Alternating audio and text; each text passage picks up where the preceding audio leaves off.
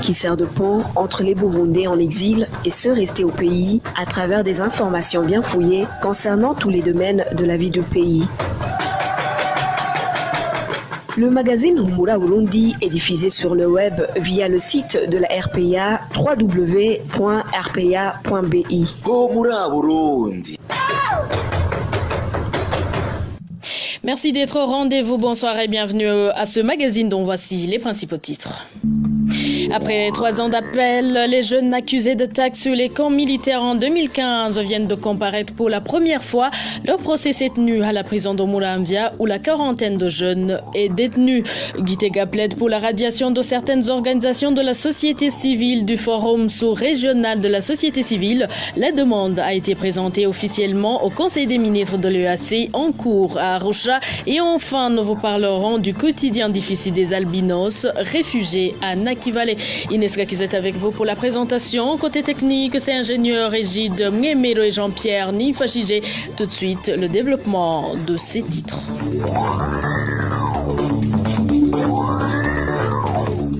Encore une fois, bonsoir et bienvenue. Je viens de vous le dire, un plan de radiation de certaines organisations burundaises au sein du Forum sous-régional de la société civile est en cours. Dans le Conseil des ministres qui se tient à Arusha depuis quelques jours, le gouvernement du Burundi a demandé que ces organisations non reconnues dans le pays soient retirées de ce forum qui a le statut d'observateur au sein de l'EAC. Plus de détails, c'est avec Émile Nibasumba.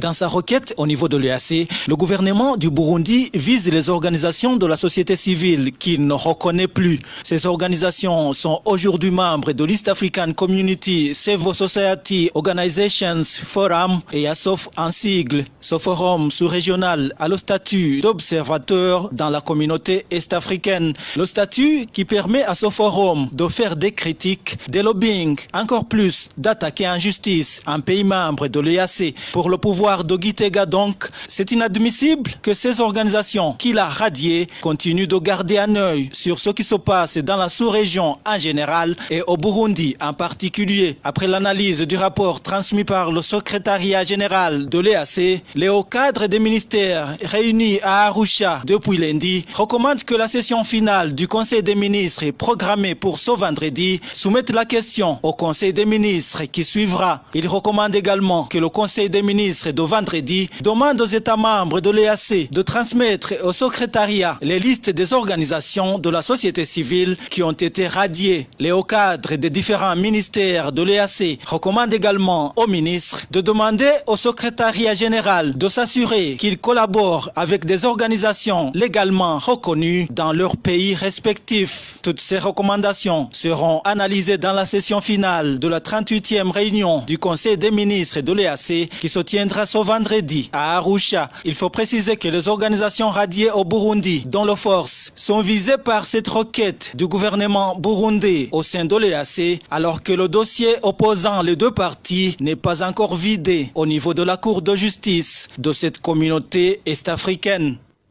Merci Émile Nibasumba pour ces détails. Les attaques qui s'observent dans les différents coins du pays ne sont que des actes d'intimidation et de terrorisme pour faire taire les opposants parti CNDD-FDD, conclut Léonce Ngendakumana, partant de l'attaque qui a eu lieu dans la commune Gihanga de la province Bubanza au mois d'avril dernier. Le vice-président du parti Sawanya Frodebu ajoute que le pouvoir en place éprouve des inquiétudes par rapport aux élections de 2020. Suivi Léonce Ngendakumana, il s'est entretenu avec Hermès Nibandetse.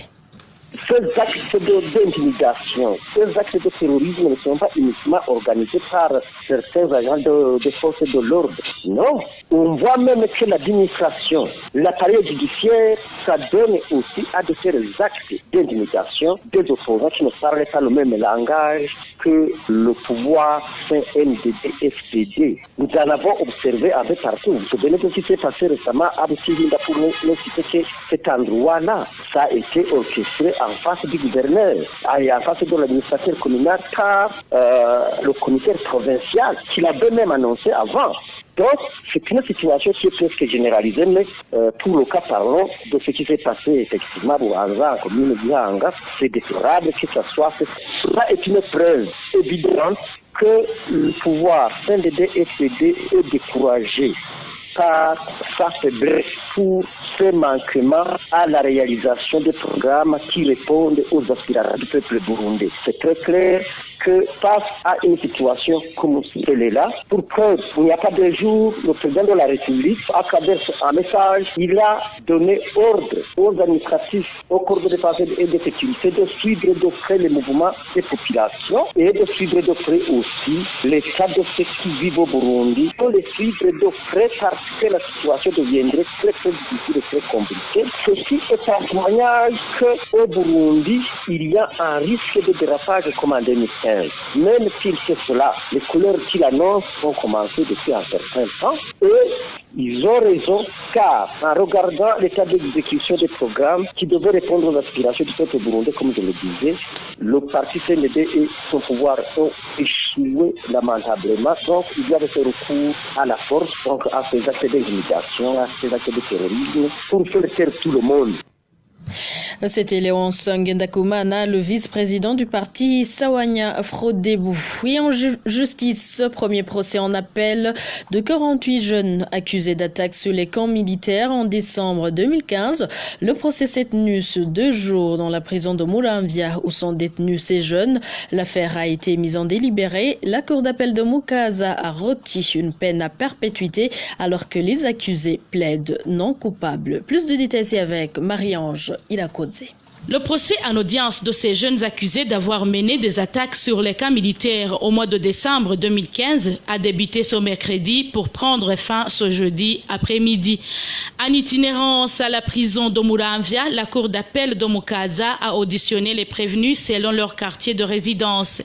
6 du quartier Jabé et 6 de la zone Nyakabiga ont comparu mercredi. Le deuxième groupe a comparu ce jeudi. Il était composé de 36 jeunes issus du quartier Musaga. Au cours de ce procès, un vice de procédure a été relevé. Malgré que les avocats de la défense aient demandé que chaque groupe soit auditionné par l'instance judiciaire de sa provenance, cette doléance n'a pas été prise en considération. Mais les détenus ont décidé de se défendre devant la cour coûte que coûte, et cela pour éviter une autre prolongation dans la poursuite de ce dossier, compte tenu des nombreuses années passées en prison sans être entendus. À l'issue de l'audience, le ministère public près la cour d'appel de Mukaza a requis une peine à perpétuité pour tous les prévenus.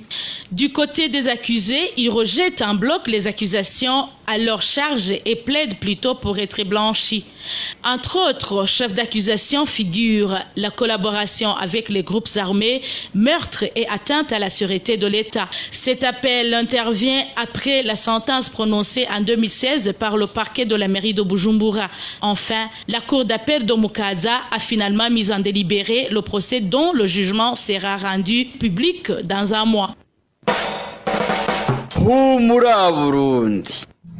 C'est toujours le magazine Humura Burundi que vous retrouvez sur différentes plateformes de la radio publique africaine Ijwi Yabanyagihugu sur Twitter, SoundCloud, YouTube et sur le www.rpa.bi, page droits de l'homme à présent. L'administrateur de la commune Musongati en province Rutana a pris une mesure interdisant toutes les femmes de circuler au-delà de 19h. Dans un communiqué sorti ce 6 juin, Jean Damascène Alakaza, administrateur de Musongati, explique que certaines femmes sont remarquées dans des bistrots pendant des heures avancées et sans être accompagnées par leurs conjoints. Selon cette autorité, ces femmes perturbent la sécurité à cause de l'ivresse et commettent l'adultère. Cette mesure concerne également les jeunes garçons et filles pour prévenir la débauche et les grossesses non désirées. La dite mesure a été portée à la connaissance du commissaire de la police dans cette commune. Cette mesure de l'administrateur de Musongati est une mesure contraignante parce qu'elle prive la liberté aux femmes et filles de cette commune. Réagit Jeanne d'Arc Zanignana, si c'est selon Maître Zanignana, si cette autorité veut assurer la sécurité de sa commune, cette mesure devrait être appliquée pour tout le monde sans discrimination. Suivez plutôt Maître Jeanne d'Arc Zanignana et les membres du mouvement des femmes et filles pour la paix et la sécurité au Burundi.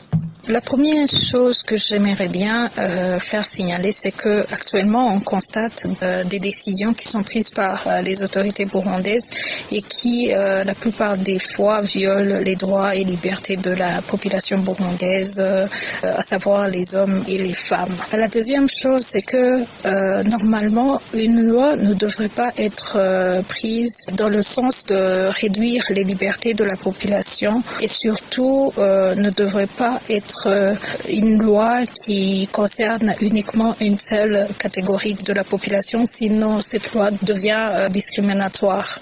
Enfin, il est important de dire aussi que non seulement l'administrateur n'a pas de prérogative de réduire les libertés de la population, mais aussi si cette loi devrait être prise pour la sécurité, elle devrait plutôt être applicable à tous, ça veut dire aux hommes et à la fois pour les femmes.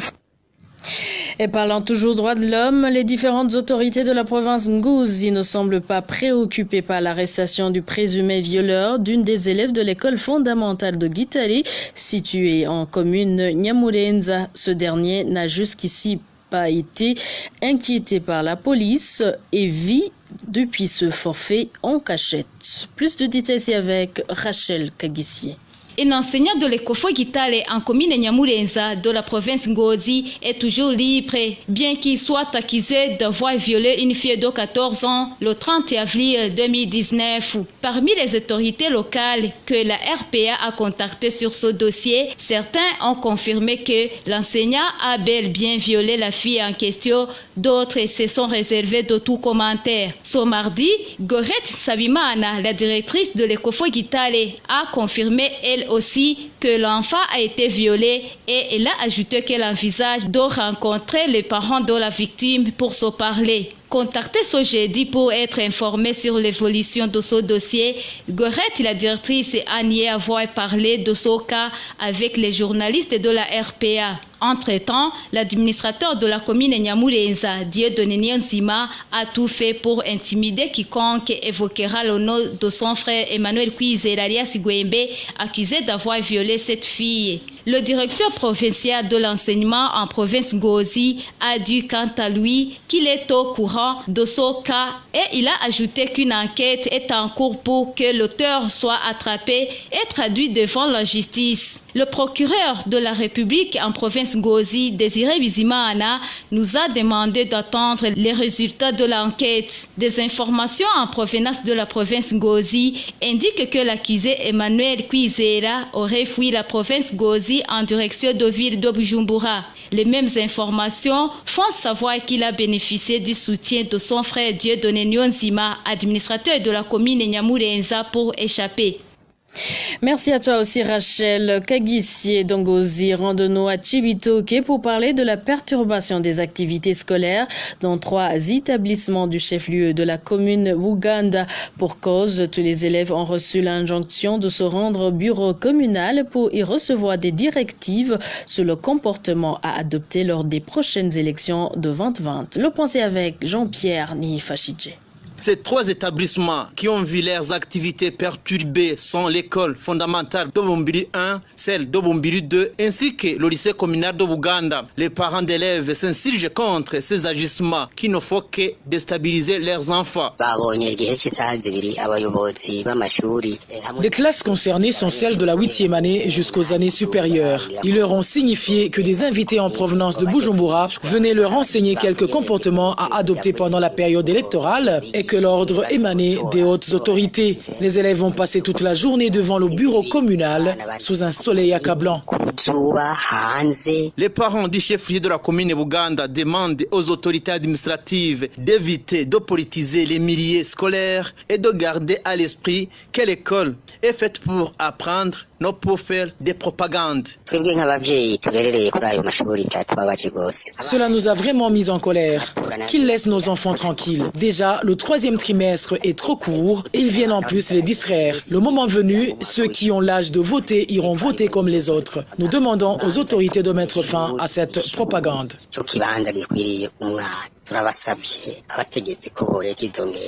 Dismas Nyongabo, directeur de l'école fondamentale Bombiri 1, reconnaît avoir reçu l'ordre d'envoyer ses élèves pour suivre cette formation. La rédaction de la RPA a essayé de joindre Emmanuel Bigirimana, administrateur de la commune Buganda, pour de plus amples informations, mais son téléphone sonnait sans que personne ne décroche.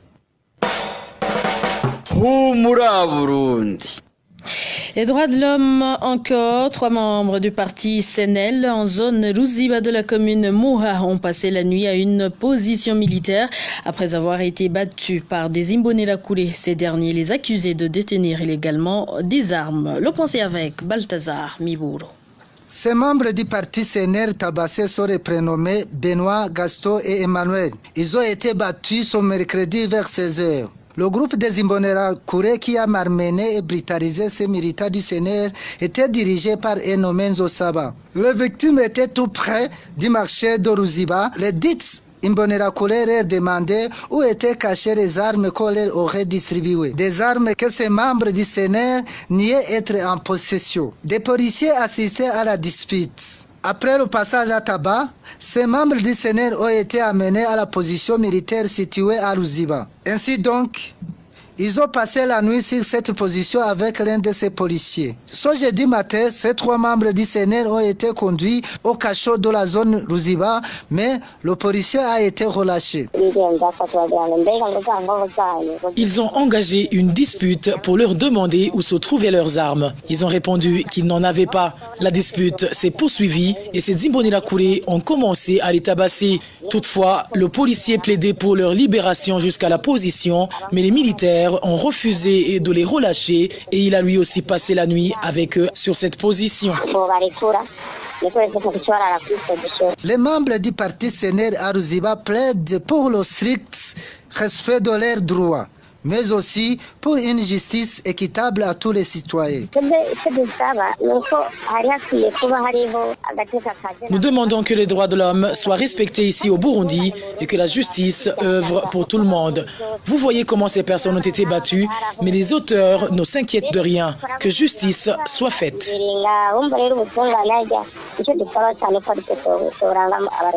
Nous avons essayé de contacter Daniel Kabula, administrateur de la commune Moha, mais son téléphone sonnait sans que personne ne décroche.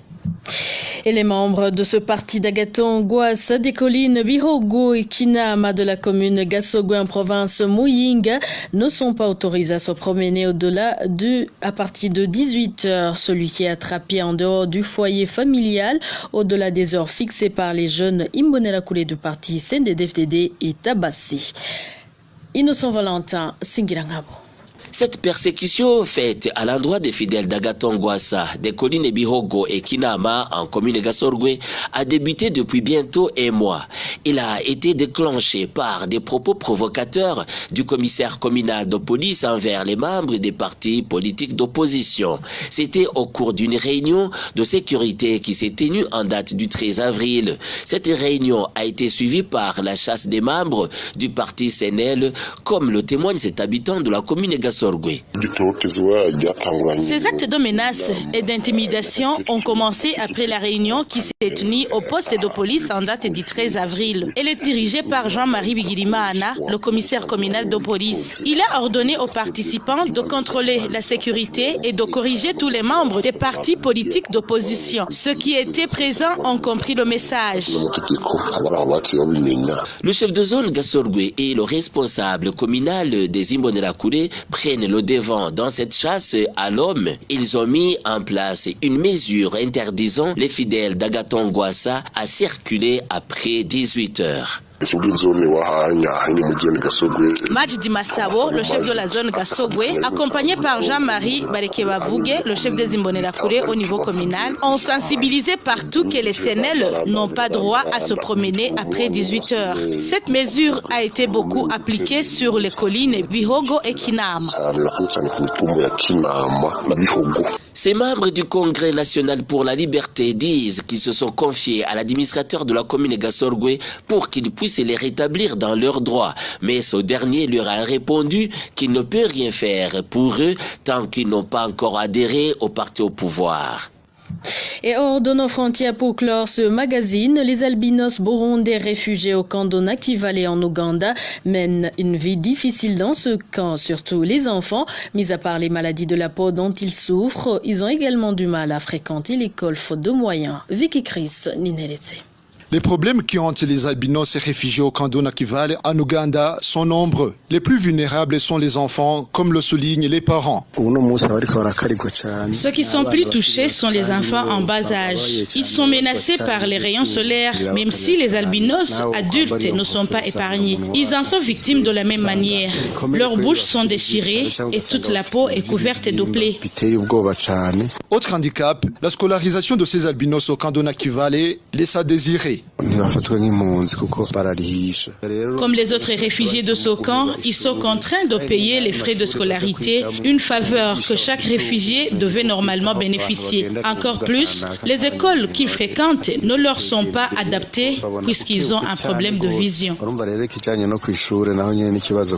Ces albinos déplorent ainsi le manque d'assistance de la part des bienfaiteurs.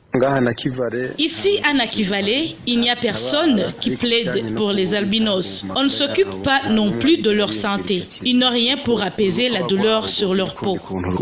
Pour rappel, plus de 40 albinos vivent dans ce camp de Nakivale, dont la majorité est faite d'enfants. Les parents lancent donc un appel à toute âme charitable de leur venir en aide en quoi que ce soit.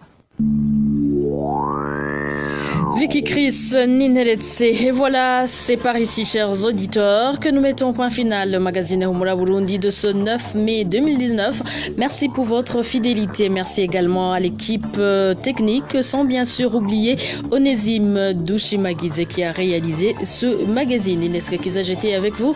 Je vous souhaite de passer de bons moments chez vous.